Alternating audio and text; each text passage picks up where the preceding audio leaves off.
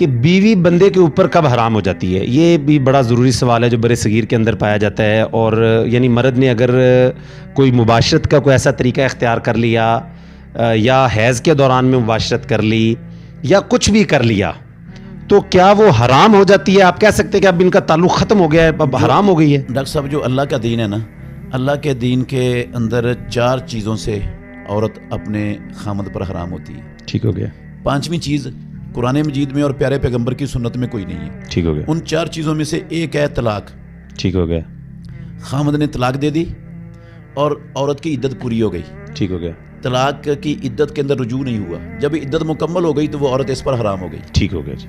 Number 2 ہے خلا. عورت فیملی کورٹ جا کر خلا کر لیتی ہے. ٹھیک ہو گیا. جب خلے کی ڈگری جاری ہو جائے گی، نکاح ان کا ختم ہے اور وہ اس پر حرام ہو گئی. تیسری چیز ہے لیان. ٹھیک ہے. لیان کا مطلب یہ ہوتا ہے کہ خامد نے اپنی بیوی پر بدکاری کی تہمت لگائی ہے لیکن اس کے پاس 4 گواہ نہیں ہے، تو ایسی صورت میں لیان ہوتا ہے 5 قسمیں خامد اٹھاتا ہے. ٹھیک ہے. اور 5 قسمیں عورت اٹھاتی ہے.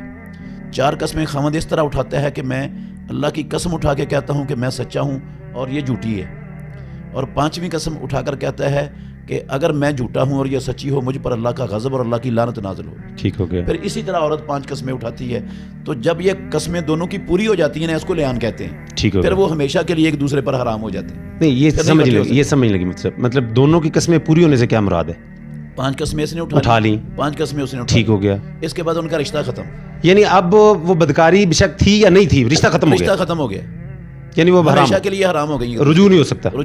ٹھیک ہے. اور کچھ بھی نہیں ہو سکتا. چوتھی صورت، آخری صورت ہے کہ زوجین میں سے دونوں میں سے کوئی ایک مرتد ہو جائے. ٹھیک ہو گیا. تو پھر وہ ایک دوسرے پر کیا ہو جاتے ہیں؟ حرام ہو جاتے ہیں. اس کے علاوہ اللہ کے دین میں، اسلام میں کوئی اور شکل، کوئی صورت نہیں ہے جس کی وجہ سے بیوی اپنے خامد پر حرام ہوتی ہو.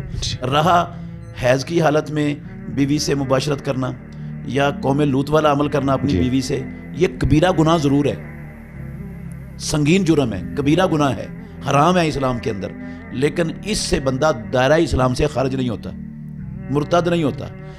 حدیث آئی ہے، رسول اللہ صلی اللہ علیہ وسلم نے فرمایا من اتا امرأتہ حائضا او فی دبرہا فقد کفر بما انزل علی محمد صلی اللہ علیہ وسلم.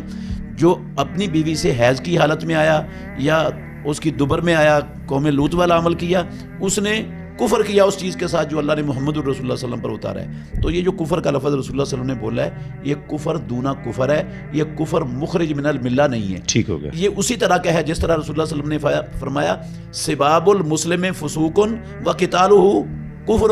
مسلمان کو گالی دینا نافرمانی ہے اور مسلمان سے لڑنا کفر ہے. اب کیا جو مسلمان سے لڑتا ہے ایک مسلمان، وہ کافر ہو جاتا ہے؟ بالکل ٹھیک ہے. یہ کفر دونا کفر ہے، یعنی وہ والا ملت سے خارج کرنے والا